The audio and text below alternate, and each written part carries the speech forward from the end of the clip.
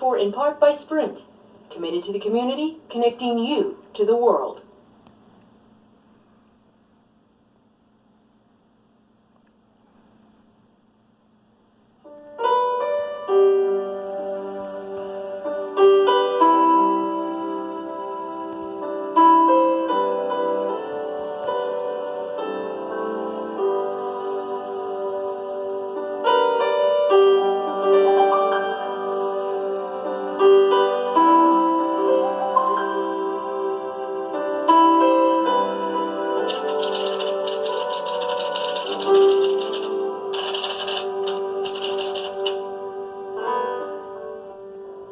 Our city's history can be told in many ways. In the stone and steel of its changing skyline, in great events, in the exploits of the famous who walked its stage. But the history that strikes the purest notes is written in the memories of people who lived it. Their memories of parents and of neighborhood, of the joys and hurts of being young, and of how it was in that time when they were finding the shape of their lives. I'm Charles Guswell, and like many of you, I've spent my lifetime, all of it, living and working here. My earliest and dearest memories are set along these streets. Like the country itself, we in this Midlands place are a collection of many peoples, for it was the successive waves of immigration beginning in the last century that gave our area the rich variety of folk who shape its character today. Their reasons for coming were many. Famine, poverty, ethnic and religious persecution. Then, of course, there were the involuntary immigrants from Africa, slaves whose children and grandchildren migrated northward, drawn, like all our forebears, by the hope of a new beginning, new opportunity. Their record survives mainly in old photographs and in the recollection of their children. They came across when they were teenagers, married, and followed the beet fields through. This used to be the route. Kansas City was the route, I think, for the beet fields to go to Iowa and Nebraska. My dad, in the little village that he was born in, they didn't have a school, so he never went to school. He never knew how to read or write until he came here. My dad had very limited education, but he had the foresight to see that that's what you had to have to get along in life. But he didn't have the opportunity for that. When he come over on one of them cattle boats. My grandfather lost his farm to the landlord because of the non-payment of taxes, and so he came to this country and worked on the docks in New York and brought my dad to New York and told him there were too many Irish in New York and put him on the train. That's how he came to Kansas City. One imagines the courage it asked of those seekers to leave behind everything known, realizing they might never see their native land or their loved ones again. And for many, the passage itself was a terrifying ordeal. My mother brought 4 girls here to America, and when they were on the boat, many people's children were dying. So she went down and asked the sailors would they give her some fish. And my mother cleaned it and chewed the fish, and then fed my sisters fish, and they digested it, and they got to America. My dad said he used to have nightmares thinking he was going back to Sicily. Never went back, never wanted to go back. He said it was beautiful, the oranges like that. But I don't want to go back. This is the country. Different reasons brought us, and we've seen life here through different windows of ethnicity and age and circumstance. But this is where we've put down our roots. It's where we've worked and played and loved and laid up our store of times recalled. And for all of us, it's the place we know as home.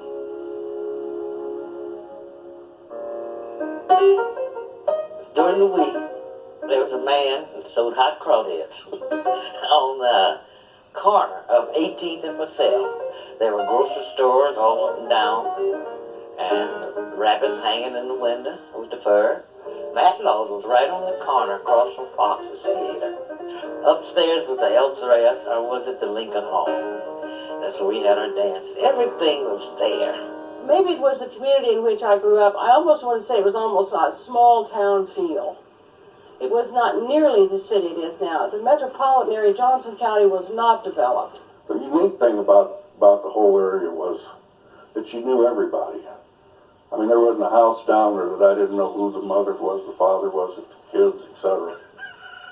Many of the early neighborhoods were really ethnic enclaves, their boundaries redrawn from time to time by political or social change, natural catastrophe, or the pressure created by influxes of new arrivals.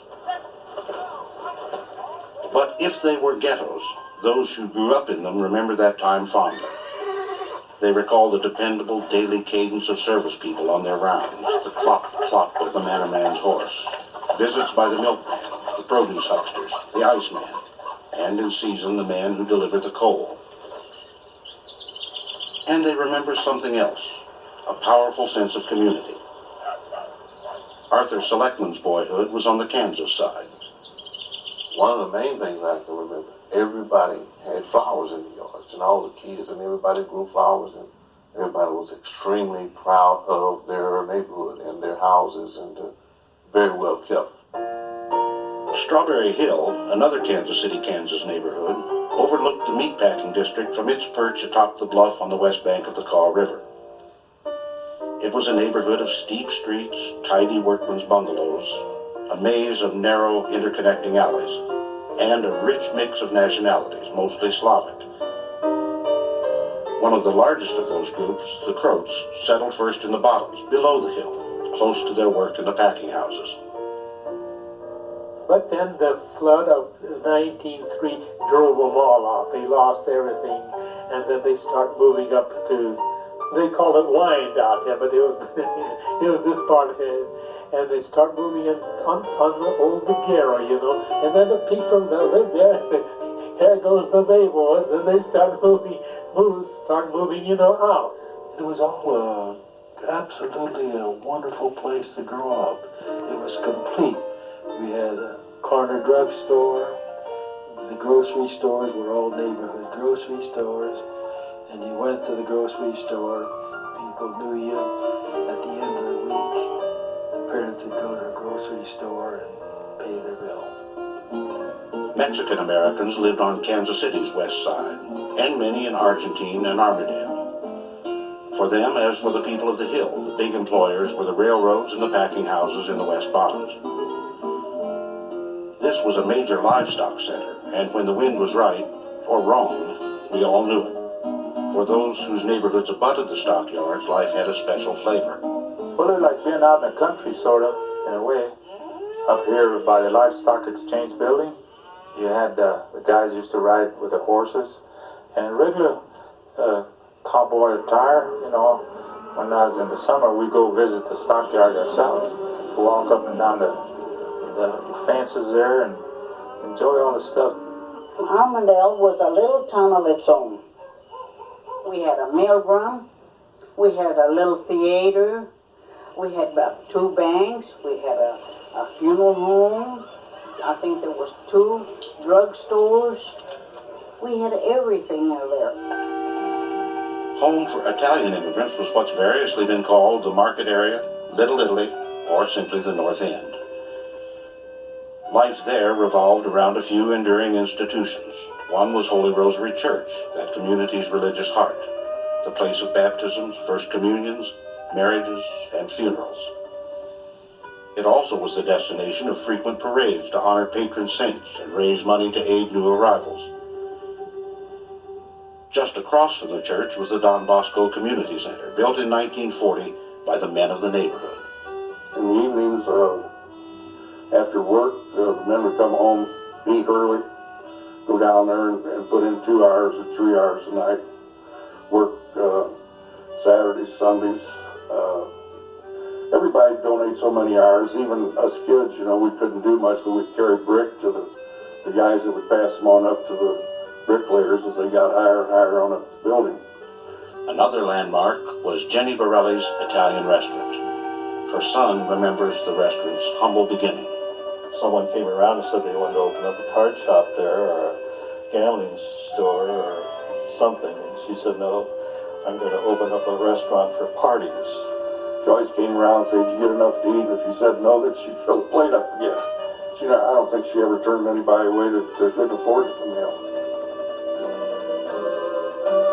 The early center of Jewish life was in the Northeast area. along Independence Avenue and Admiral Boulevard. That's where the gathering was, Independence Avenue. Feinberg had the best ice cream in town. 3 cones for a nickel. Levine's had a shoe store right across the street from us. And Silverman had a sailor shop just a few doors down. People used to come down every day to shop. That's before they had refrigeration. We lived on Admiral Boulevard, right across the street from the synagogue. And it was a pretty street, and I remember sitting on the swing and watching the cars and the horse and buggies coming by. Change rarely comes easily, and as time began to blur the ethnic boundaries, sometimes there was friction. Of his first boyhood home here, Marvin Dunn recalls that theirs was one of only a few Jewish families in a midtown Catholic neighborhood. And my friend and I played the violin besides, so we had to walk through that neighborhood carrying violins. And someone asked, what happened to my violin talent, and I told them that I had lost that a long time ago, because every night when we walked home with those violins, we had to put them down and start fighting a few people. Then Marvin's parents moved a bit farther south, where theirs was the only Jewish family on the block. Though we didn't know each other then, he and I spent our early years just 5 blocks apart, here on Euclid. We walked the same streets, had friends in common, went to the same school, Paseo High. So his memories and mine are shared ones. This little cluster of shops at Euclid and 55th Street was our familiar turf, and Taig's drugstore on the corner, with its unbeatable cherry phosphates, was a boy's chief attraction. We moved in the summertime, and that little drugstore had a grassy area out in front of it, and the big treat on a summer night was to walk down there and have a cool drink and sit out there. There, of course, was no air conditioning, and so any place that you could be out of doors and have something cool was almost like being at a picnic. The heat of those years was memorable. When the stifling nights closed down, whole families fled to the parks. There'd be hundreds of people on blankets, strangers, at ease together in the dark. Then, plucked up in a father's arms, you'd wake in the cool of morning by magic in your own bed.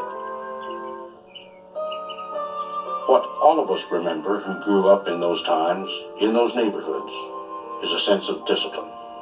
You knew everybody that lived within 3 blocks of your house, and you were related to probably a third of them, and through marriage, related to the other 2/3 one way or another. And any time I ever did anything that was wrong, by the time I got home, my mother was waiting for me. I broke my window out by accident. Ball went through my window, and I ran home and didn't go in and tell the neighbor I broke the window out. So my mom found out about it, sent me back over. I got a spanking from her, came back. My dad came home, got spanked from him. I had to go over and clean up the glass. And back in those days also, you had 3 whistles that blew at 9 o'clock. You had Armory's Packing House, the Board of Public Utilities, and there was another packing house that blew, all of them blew simultaneously at 9 o'clock. The old people used to tell you, be home before the 9 o'clock whistle stops blowing. And everybody was. And along with that discipline went high expectations. In nearly every family, education headed the list. Parents then, as today, saw schooling as their children's surest way to a better life. I know he learned how to read and write just with the newspapers, taught himself. He didn't have any formal education or anything, and neither did my mother. I don't know. It just instilled in all of us. I mean, it's a big deal to us. It's like, it's got to be done. I never, ever can remember my father or my mother saying to me, there is a role for you. I only remember them saying to me, you can be anything you want to be. This particular teacher was always quoting sayings. In the hall of success, there are no elevators. You must climb the stairs. But that climb became a daunting one when the stairway itself, the national economy, collapsed. The crash of 1929 plunged all of America into a decade of desperation. And lean times did not touch only the poor. Gertrude Oliver recalls that her husband-to-be, John, was employed by a Kansas City law firm at the very start of a career that would lead eventually to a federal judgeship. And he was living at the KCAC. $5 a month salary. Well, I was 11 years old and I had a job making $3 a week. And a lot of grown men were trying to run under me for the job working in the grocery store, just delivering groceries. Most of our parents probably had the most minimal jobs that was in the city at the time because they didn't have the education. I went and asked for a job. And they told me, do you go to school? I said, yes. I said, I'm home at 12. Well, you can start at 12:30, get off at 8. Every story that you heard about depression, regardless of who was telling it, if they said it was hard, you heard the true story. Not only was the depression hard itself, we used to have dust storms that blew a lot of Oklahoma across Kansas.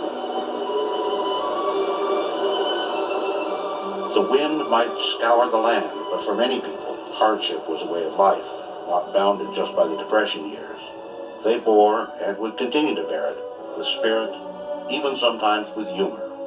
You can't imagine how many of us lived in this 5 rooms, but we still enjoyed life. We were happy children.